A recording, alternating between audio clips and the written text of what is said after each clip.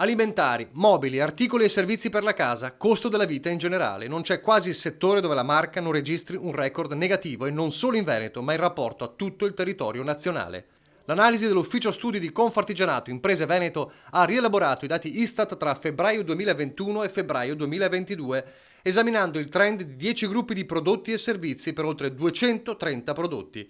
Il quadro che ne emerge è una definizione tra le più azzeccate del periodo. Pandemia economica, come la chiama Oscar Bernardi, presidente di Confartigianato Imprese Marca Trevigiana.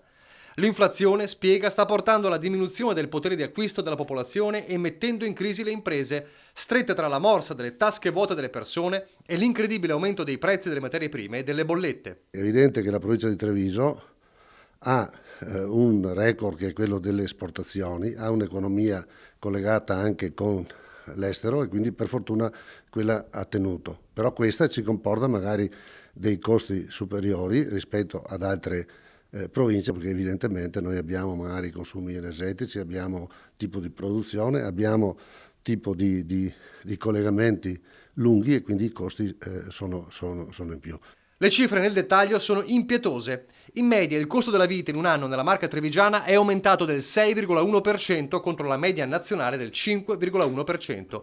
Nel comparto alimentare, Treviso a febbraio 2022 è stata la peggiore in Italia, con un aumento dell'8,6%, quasi il doppio della media nazionale.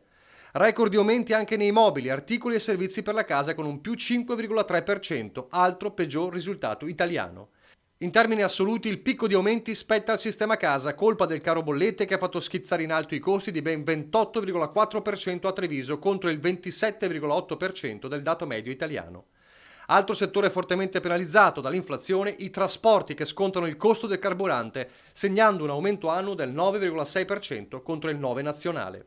Unica nota positiva nel dramma generale, i settori dove i prezzi sono addirittura scesi. Accade nei servizi sanitari e spese per la salute, dove Treviso è tra le migliori in Italia con un meno 1,7% rispetto alla media generale. Tutto questo però non cancella il quadro generale nerissimo.